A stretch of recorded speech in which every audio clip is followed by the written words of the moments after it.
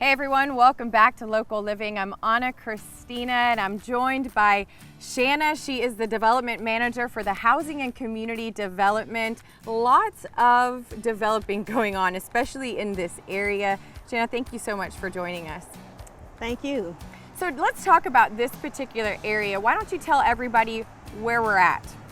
So this is the historical Laney Walker Bethlehem area, and right now we're working on a project called the Johnson House, and it's part of the Laney Walker Revitalization Project that was established back in 2008 by the Commission.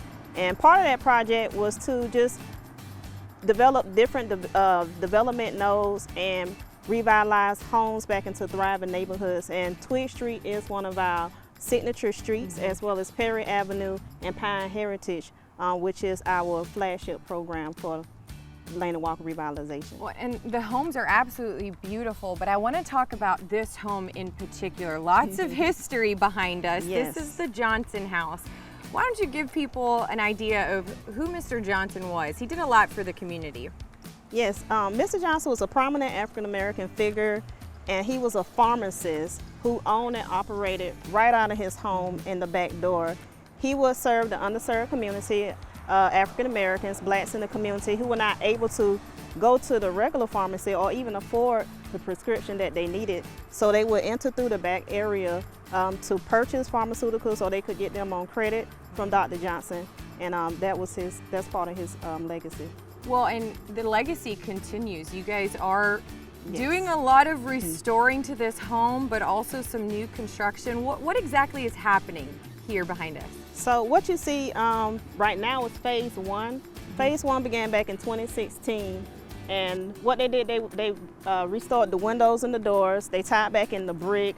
It was a project in connection with engineering, where we had the sidewalks redone and the brickwork that we talked about earlier.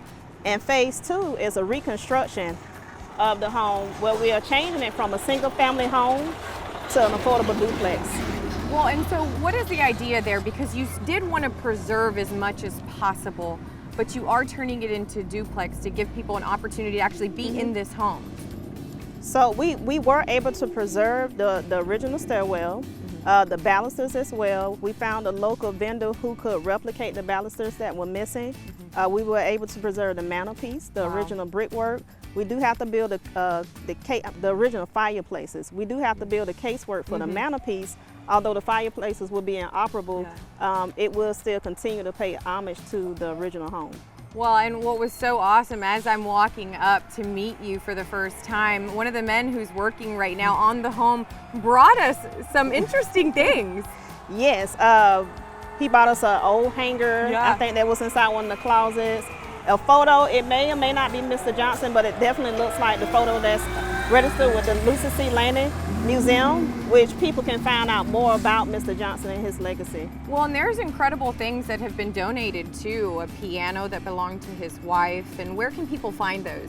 So right now the piano is in storage. We're planning on having an event next year where the piano will be placed at Lucy C. Laney School. Wow. In an area that is yet to be determined.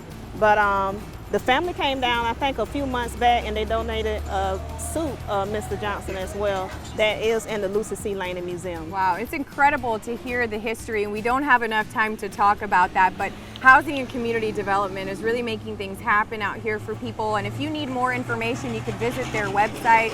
Shanna, thank you so much for giving us a little history. No problem, thank you. All right, guys, don't go anywhere. When we come back, we'll have more on Local Living.